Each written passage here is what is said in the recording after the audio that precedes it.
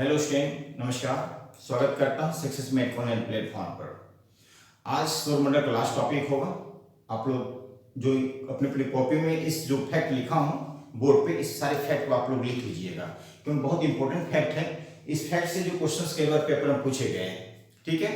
तो मैंने सौरमंडल का टॉपिक पढ़ाया है, ठीक है, पूरी शुरू से लेकर अंत तक पढ़ाया, जीरो से लेकर हाई लेवल तक पढ़ाया। इसके अलावा क्वेश्चंस नहीं आ सकते। जितनी बातें पढ़ाया हूं मैं इस टॉपिक से, उतना ही बात अपनी कॉपी में नोट कर लीजिएगा और याद कर लीजिएगा, ठीक है। ना किसी टीचर की सहारा लेना है, ना किसी किताब की सहारा लेना है, बस इससे ज्यादा आपको नहीं पढ़ना है। हाँ, आपको और विशेष समस्या हो किसी भी टॉपिक को लेकर, ज्योग्राफी में या किसी भी सब्जेक्ट को लेकर, मेरा नंबर नोट कर लीजिए आप लोग 9871393963 9871393963। मेरा नाम प्रशांत भारती सर है, ठीक है। चलिए, आज का पहला क्वेश्चन है, पृथ्वी जो है सूर्य से कितनी दूरी पर स्थित है? तो 15 करोड़ किलोमीटर याद रखिएगा, ठीक है। दूर पे है, कितने किलोमीटर दूर पे है? तो 15 करोड़ किलोमीटर दूर पे है। इसकी डिस्टेंस, पृथ्वी और सूर्य के बीच का जो डिस्टेंस है। वहीं दूसरा क्वेश्चन है, ब्लैक होल का सिद्धांत जो है चंद्रशेखर के द्वारा दिया गया था। ब्लैक होल, ये भी क्वेश्चन पूछा है। तीसरा क्वेश्चन है, शुक्र ग्रह को सौंदर्य का देवता भी कहा जाता है। मैं उस तरह शुक्र ग्रह के बारे में बहुत चीज बताया था। भोर का तारा, शाम का तारा, सबसे अधिक गर्म ग्रह, सबसे अधिक चमकीला तारा, इसके बारे में मैंने बताया था सेकंड पार्ट्स में। अंतरिक्ष में कुल तारामंडल जो है वो 89 है। कितने हैं? 89 है।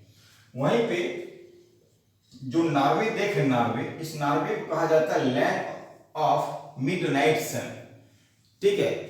लैंड ऑफ मिडनाइट सन जो है किस देश को कहा जाता है? नॉर्वे देश को कहा जाता है, ठीक है। वहीं पे सूर्य का व्यास जो है 13,92,000 किलोमीटर है। जो सन है, जो सूर्य है, जो सूर्य का जो व्यास है, व्यास कितना है? 13,92,000 किलोमीटर। फैक्ट याद रखना है। सूर्य के द्वारा ऊर्जा भविष्य में जो है 10 पे पावर 11 वर्ष तक देने रहने के समय देते रहेंगे। तो इसके बाद क्या होगा? सूर्य अपना प्रकाश देना बंद कर देंगे। भविष्य में जो है सूर्य के द्वारा प्रकाश उत्सर्जित होगा, मात्र 10 पे पावर 11 वर्ष तक वो प्रकाश उत्सर्जित करते रहेंगे, उसके बाद वो प्रकाश देना बंद कर देंगे। इस बात को भी याद रखिएगा। अगला है, सबसे कम द्रव्यमान जो है बुध पे है और सबसे अधिक द्रव्यमान किस ग्रह पर होगा? बृहस्पति पर होगा। तो इस टाइप के क्वेश्चंस कई बार पूछते हैं, ऐसा कौन सा ग्रह है जिस ग्रह पर सबसे कम द्रव्यमान होगा? वो बुध है। सबसे अधिक द्रव्यमान किस पे होगा?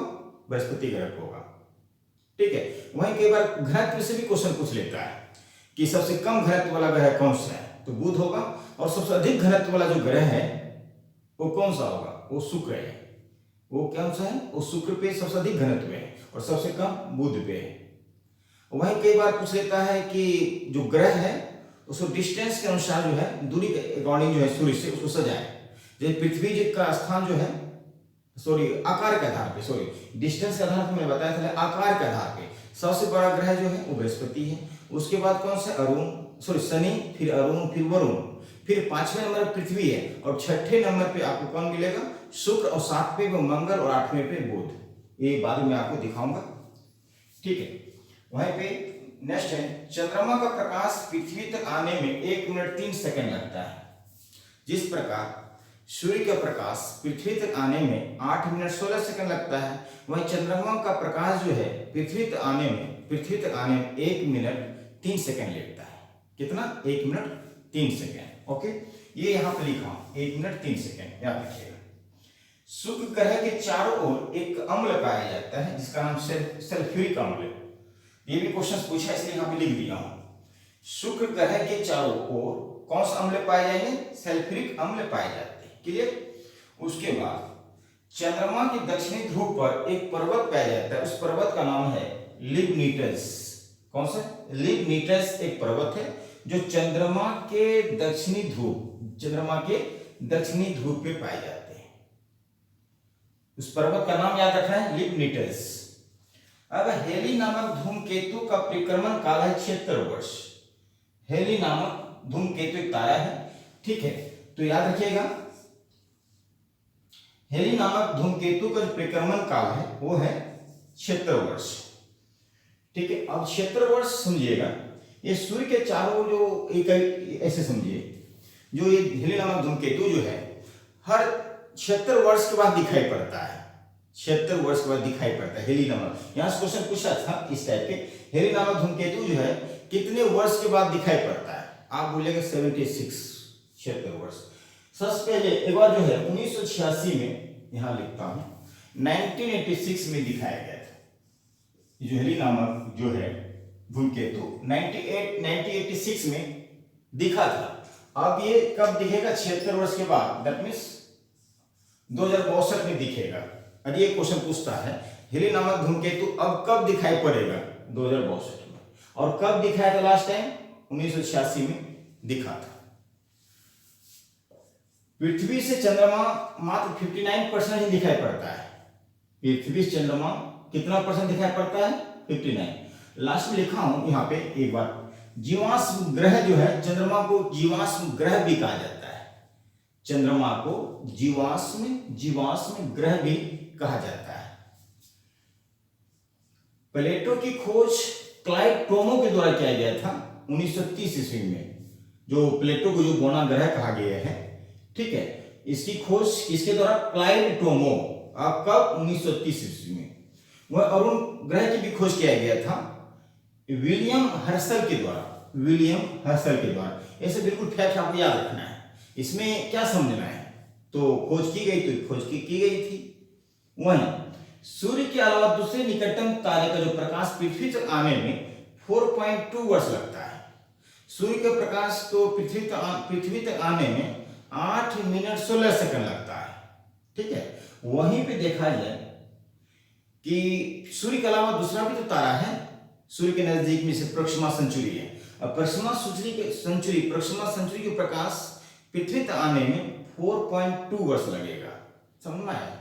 फिर रिपीट करता हूं, सूर्य के अलावा दूसरे निकटतम, दूसरा सूर्य भी एक तारा है, दूसरे निकटतम तारे का प्रकाश पृथ्वी तक आने में 4.2 वर्ष लगेगा। अब यहाँ पे क्रीट या कोरोना क्या है, इसको थोड़ा समझिए। ऐसे समझ लीजिए, मैं आपको समझा देता हूं।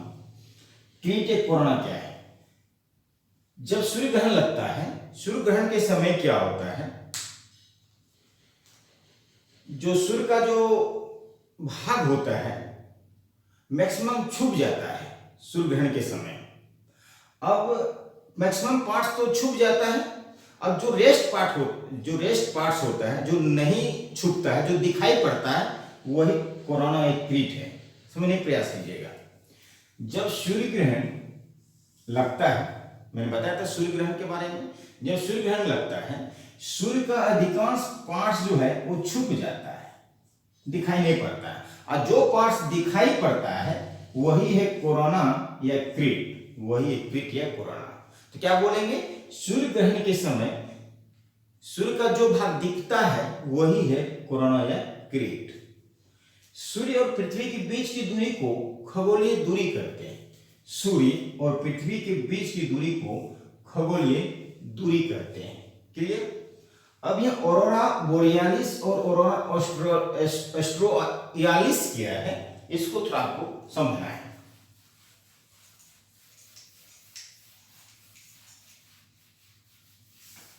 समझिए, यहां पे आपसे ऑरोरा बोरियालिस, ऑरोरा एस्ट्रोयालिस, ठीक है, ऑरोरा बोरियालिस और ऑरोरा एस्ट्रोयालिस, ये क्या है समझिए।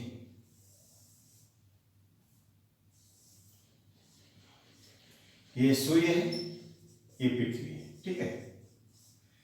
सूर्य से कभी कभी जो है रंगीन प्रकाश निकल के रहता है। सूर्य से जो है कभी कभी क्या है, रंगीन प्रकाश निकलता है। क्या निकलता है? रंगीन प्रकाश। अब ये जो रंगीन प्रकाश है, यदि पृथ्वी के उत्तरी ध्रुव पे पड़ता है, तो इसको बोलते हैं ऑरोरा बोरियालिस। अब यही प्रकाश, सूर्य के प्रकाश जब दक्षिणी ध्रुव पर पड़ेगा, दक्षिणी ध्रुव पड़ेगा, उसको बोलेंगे ऑरोरा ऑस्ट्रोलाइस। दोबारा समझिएगा, सूर्य से कभी कभी एक रंगीन प्रकाश निकलता है। जब यह रंगीन प्रकाश पृथ्वी के उत्तरी ध्रुव पे पहुंचता है तो उसको बोलते हैं ऑरोरा बोरियालिस। वही रंगीन प्रकाश जब दक्षिणी ध्रुव पे पहुंचता है उसको बोलते हैं ऑरोरा ऑस्ट्रोलाइस, ऑरोरा ऑस्ट्रोलाइस। नॉर्वे में अर्धरात्रि के समय सूर्य 21 जून को दिखाई देता है। नॉर्वे में अर्धरात्रि के समय सूर्य 21 जून को दिखाई देता है। अभिनव तारा या सुपरनोवा को विस्फोटित तारा भी कहा जाता है। ये क्वेश्चन के बारे में पूछा, अभिनव तारा या सुपरनोवा को विस्फोटित तारा भी कहा जाता है। सबसे बड़ा तारामंडल सेट्रॉन्स है, सेट्रॉन्स। अभी मैंने बताया था कि टोटल तारामंडलों की संख्या 89, उसमें सबसे उसी 89 में से सबसे बड़ा तारामंडल जो है वो सेट्रॉन्स। अब लास्ट में देखते हैं, सबसे बड़ा क्षुद्र ग्रह जो है सेरस, सबसे बड़ा क्षुद्र ग्रह जो है सेरस। ये क्षुद्र ग्रह के बारे में बताया था, जो मंगल और बृहस्पति ग्रह के बीच में है, वो एक तरह बेल्ट है, ठीक है। जब एक ग्रह चक्कर लगाते हैं तो उसमें टूटता फूटता है, वो जो टूटता फूटता है कुछ पिंड, आकाशीय पिंड, वही क्षुद्र ग्रह कहलाता है, ठीक है ना। तो याद रखिएगा, सबसे बड़ा क्षुद्र ग्रह का नाम है सेरस, सेरस। वहीं सबसे अधिक चमकीला तारा का नाम क्या है? साइरस।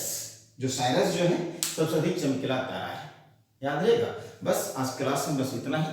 अब कल हम लोग जो कल जो मैं आपको वीडियो बनाऊंगा, वीडियो डालूंगा यूट्यूब पे, ठीक है, इस एकेडमी के ऑनलाइन प्लेटफॉर्म पर, वो होगा उत्तरी अमेरिका महाद्वीप, ठीक है। बहुत इंपॉर्टेंट टॉपिक होगा, उसको भी आप लोग देखिएगा। जो बच्चे इस चैनल को सब्सक्राइब नहीं किए कर लीजिए, थोड़ा विश्वास करना पड़ेगा, ठीक है। बस आज के सेशन में इतना ही। Thank you so much.